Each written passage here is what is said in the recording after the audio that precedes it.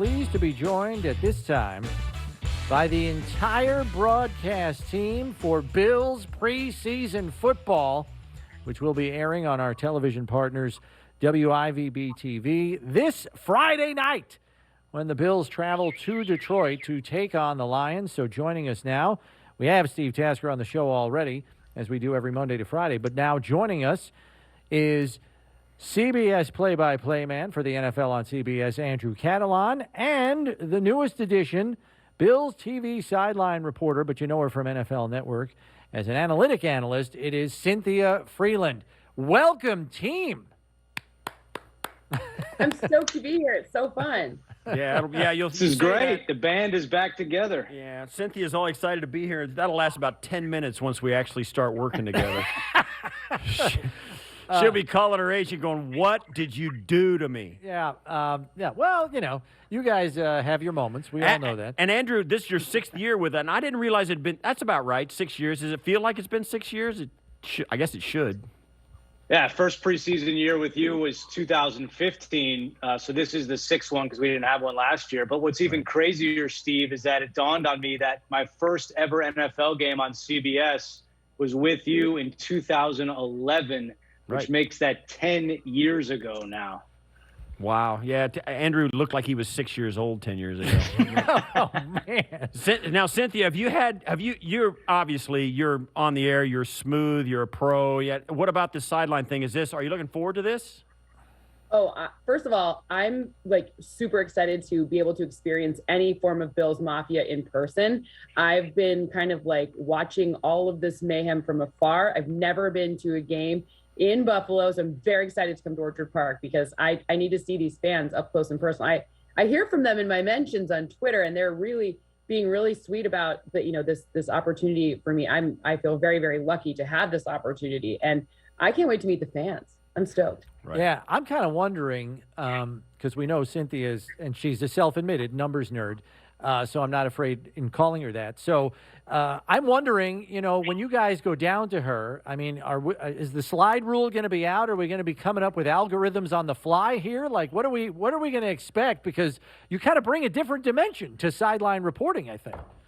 Yeah, the whole point is to try to be a little different. I think part of the reason why that I'm, that this opportunity was given to, when I was able to talk to Brandon Beane and I was talking to everyone at Pagula, we're trying to bring a different element. So we are going to do some real time I looked at a lot of the next gen stats to prepare for kind of what we could be seeing. A lot of rookies, obviously, we don't know a ton about them yet, but as the game's unfolding, we're actually doing real time analytics, which is extra nerdy because it's going to be fun because Bills fans and everyone here already knows so much about football that even to super serve them, you got to bring your A game. So I'm bringing my glasses. There's going to be, real-time analytics being done or algorithm being, all the nerdy words, all of them, all at once. Awesome. And one of the things about it, and to start out with the Detroit game in the preseason, you may not know this. You can go back and do a deep dive I hate mathematics, so we're going to be perfect couple. But if you go back, this may be the most repeated preseason matchup ever in the history of the NFL. The team, because of Ralph Wilson, the former owners, he lived in Detroit. He lived there forever and grew up being a Detroit Lions fan, and that's what gave him the inspiration to buy the Bills and get this started. The Bills and the Detroit Lions play in the preseason every single year without fail, and there might be some deep dives into some pretty interesting numbers there. I don't know if that – of course, it's preseason numbers. I don't know how interesting it'll be, and we've got our excitement level up because football's back. But it is the preseason. What kind of analytics are we talking about on real time? What can you do?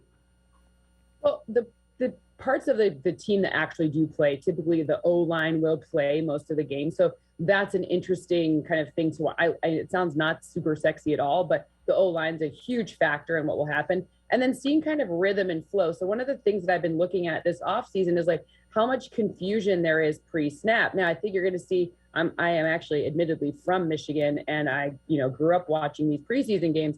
You might see a bit more confusion on that side of the line with a new quarterback, a new opportunity, a new system there, but you might not see as much confusion, hopefully, from the Bills, right? So you kind of can measure what are the rookies doing? Are they in place? Where are their hips? All these different dynamics of kind of what could we see? I'm really looking at the defensive front to see how the additions, the first and second round additions, maybe like where they're lining up and what we could potentially deduce from that.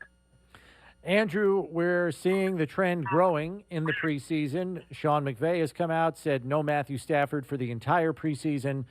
Matt LaFleur saying Aaron Rodgers probably not going to see much preseason action. Sean McDermott this morning saying Josh will not play on Friday. I think the Browns just said no Baker Mayfield against the Jags in their opener. Where do you think this goes ultimately? Maybe not necessarily this year per se, but here and beyond with playing time in the preseason now that it's down to 3 games?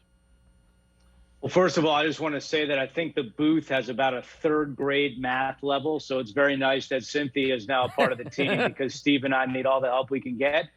And second to your question, Chris, I'm fascinated to see how this will play out because now you got 3 games instead of 4. You've got some extra time before week 1.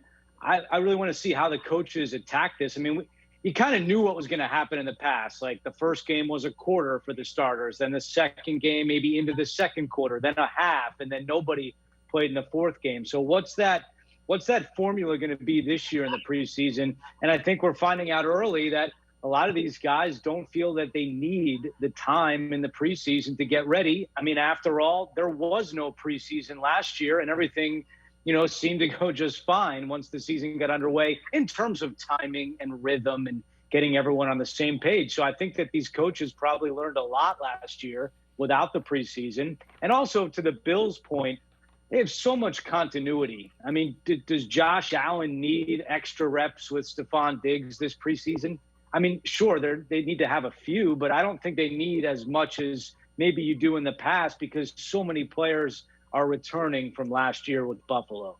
Yeah, you speak about last year, the Bills came out of the blocks and had another strong year and got to the AFC Conference Championship. They're at the top of everybody's preseason power rankings. They've got a deep roster, a talented roster. They just signed their quarterback to an extension. They're a team that has got a lot of momentum going into this season. And Sean McDermott said today pre-practice that this is about the bottom half of their roster. And we've had the conversations as well that this roster – it's going to be hard to make, even for good football players. And I wonder, this goes back to the analytics maybe, but I think there are a lot of teams that are looking at the bottom half of Buffalo's roster and a little bit like circling vultures. There's some guys that are going to make a name for themselves who may make a name for themselves on a team other than the Buffalo Bills. It might be interesting to keep track of this maybe as an ongoing study to find out, do good teams get pilfered more in the preseason than, teams that aren't that way? And I think we're going to get a chance to see that with the bottom half of this roster in Buffalo play out and play most of this preseason. I'm going to tell you a secret. Yesterday when that tweet went out, I had some coaches text me and ask me, coaches from other teams, and say, can you keep an eye on certain numbers, which is exactly what you're speaking to, a little bit of the bottom half of the roster. Because they're like, let me know if this person, I'm like, by the way, we're going to see the same game. So there's no extra cheat sheet. But yes, of course, I'll be looking. And I also feel that that'll make the preseason games even more competitive because I feel like you're going to have guys in that 3rd and 4th quarter that know they have to make plays in order to make this team. And you could say, well, that's the case every year. But I feel like, to your point, Steve, it's so hard to make this Buffalo roster this year. The guys are really going to have to ball out in all 3 of these preseason games, which hopefully makes for exciting television for us. And then I know, Cynthia, that, this Bills team was a team that threw more on first down than any other in football last year. I think they were the ranked second in terms of using 4 wide, 10 personnel. I think only to Tampa or Arizona. Somebody was ahead of them. Arizona. But these are yeah. So there are some very intriguing trends that I think Bills fans are wondering, will they continue? I don't know if we're necessarily going to see them in the preseason, knowing how coaches like to keep things close to the vest, but I'm guessing that those are things that you'll be kind of tracking as well from the sidelines. Yeah, packages, where people line up. Alignments are really interesting, even though, like we said, we won't see a ton of the starters, and the quarterback situation we're not going to know what Josh Allen's going to do maybe till Chicago, right? So ultimately it's going to be what kind of who's kind of out there with whom? What are the pairings, right? Those are the things to look at and see kind of for success for the season. Andrew, knowing you like I do, I know you've probably done some extensive work already getting ready for this game, and you're starting to put your boards together just like I am. What are some of the stories that jump at you that you know we're going to talk about on the air? You know, obviously last year's success and how it's translated, but what are some of the things that you think you kind of got to talk about when you talk about these Bills, even in the preseason? I think you got to look at the offensive guards and how that's going to shake out. I know that's a hot topic. I'm excited to watch a couple of guys on defense. F.A. Obata has made some headlines this summer, along with Justin Zimmer, who we saw, make some plays last year, but he's having another good camp. And I always like to watch Christian Wade. I always think about his first ever carry in the preseason against the Colts a couple of years ago when he ran 65 yards for a touchdown. He's part of that international pathway program, the same program that Obata went through. I want to see what this guy's got. It's now been his third season in Buffalo. Obviously, this is the only time we really get to see him because he's a practice squad guy. But those types of guys, I mean, is he ready to take a next step? Can he make some more plays in the preseason? I think that there's a lot of compelling storylines, and I think the quarterbacks will be in focus certainly on Friday night in Detroit. Yeah, speaking of those quarterbacks, Cynthia, Mitchell Trubisky is no stranger to starting, and it looks like he's going to on Friday with Josh not playing. What do we think is fair to expect from him? I mean, anybody who comes out of Chicago with a winning record as a starting quarterback is doing a pretty damn good job, and he was 29-21 in 50 starts. So what is, I guess, what's fair to expect in his debut with the Bills in a new offensive system? I think that this is going to be an unsexy answer, but first downs. So however they get there, it's about creating the opportunity to keep the possession on the offensive side of the ball. We've seen Trubisky have some turnover issues, and I think it's about potentially just getting that nice slow start, potentially figuring out his version of play action on this team, what he could potentially offer for deep passes, right? This is a team that spreads out. There's a lot of, you talked about that 10 personnel. There's a lot more field to work with for a guy like Mitchell Trubisky than he had with the Bears. The Bears had a more compressed field. They didn't throw the ball downfield as often. They didn't run as many routes downfield as often. So it's working with more space and seeing if he can create and see the field in a way to use all of the space that they're creating for him. Yeah, one of the other changes that happened, not only Mitch Trubisky came over and signed with the Bills, so did Emmanuel Sanders, who, and for Bills fans, they kind of just swapped out John Brown for Emmanuel Sanders, but they're both productive veteran players, but they're different. How do you find out what Emmanuel Sanders can do for this offense when you're really not trying to show formations and that kind of stuff? You're going to see him maybe play some, but maybe in 12 personnel or 11 personnel more so than 10 personnel, that kind of thing. What are your thoughts on the team's ability to just switch two guys out and just think, well, we may look a little different, but we're going to be just as high-powered as we were a year ago? John Brown's faster, but Emmanuel Sanders creates more separation. That's what I've noticed from him from his entire career. You're not going to see anything super interesting or super compelling, I don't think, in this particular game. And this is a secondary that you could see a nice touchdown from him, though, more of a catch and run situation than using the precision of the route to create the separation to give himself the opportunity for that. But, look, Emmanuel Sanders during the season, watch how he draws defenders towards him. He's like a little magnet. And so the other guys get more opportunities because they have to account for him on every down. And then, Andrew, the return game, it's a competition area with the departure of Andre Roberts in free agency. And Heath Farwell, the special teams coordinator, has already said Isaiah McKenzie is in the driver's seat, so it sounds like his job to lose. But still, there's guys behind him. I mean, Marquez Stevenson had a pretty good college career as a returner. What intrigues you there?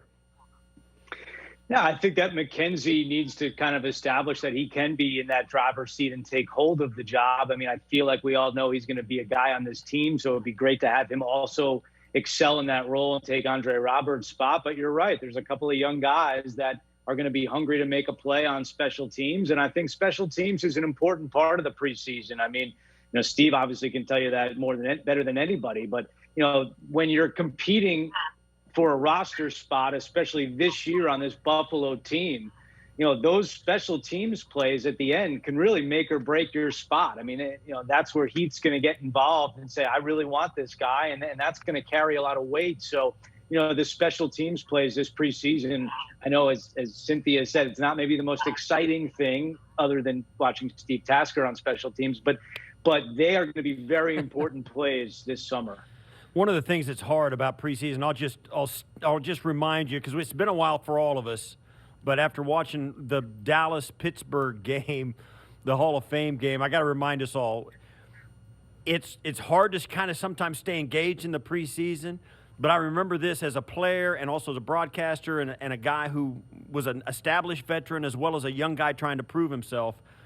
The fourth quarter of a preseason game is the most important football some of those guys have ever played in their entire life, bar none, no matter where they came from in college. It is the absolute most important reps they're ever taken on a football field. And sometimes it's hard for even me as a broadcaster, and certainly it was as even a player watching some young guys out there. I forgot sometimes the fourth quarter of a bad preseason game is like a life-changing moment for some of these guys, both good and bad. And I think if you want to take something into this game that'll help you get to the end of it and maybe have some interest, because some of these things get boring, you got to remember, seriously, for the offensive guard in the fourth quarter in the last series of a game in a 2-minute when nobody's watching and they're down by 15, they are playing as hard as they can possibly play. To me, when you talk about it like that, it kind of adds an element of fun and drama to a game that we may forget 6 days from now. I completely agree, Steve. And to that, the quarterbacks too, because you'll see Trubisky if everything goes according to plan, but we haven't really seen Jake Fromm. And Davis Webb's been a guy that's been around for a while. This is their opportunity to put something on tape, to either stick around on the practice squad or go somewhere else. As Cynthia said, other people will be watching these games, other teams, to see who could help them out. So, they're not just playing for Buffalo, they're also playing for themselves. And I think that because of that, you see guys that go all out in that fourth quarter. And this is about opportunity. I mean, how fortunate are some of these guys to be able to play in the NFL, even though it is a preseason game? And I think that won't be lost on a lot of people, and certainly won't be lost on us in the broadcast booth. Yeah, great. Well, listen, guys, we thank you for teaming up and joining us here. We look forward to your debut as a broadcast team on Friday, 7 p.m. Eastern Time, WIVB television here in Buffalo, Channel 4. We'll see you both in Detroit. Can't wait. It'll be fun. In Detroit. Thanks, guys. All right, take care now. That's Cynthia Frelund and Andrew Catalon, Steve's broadcast partners for the game Friday night, the preseason opener for the Bills.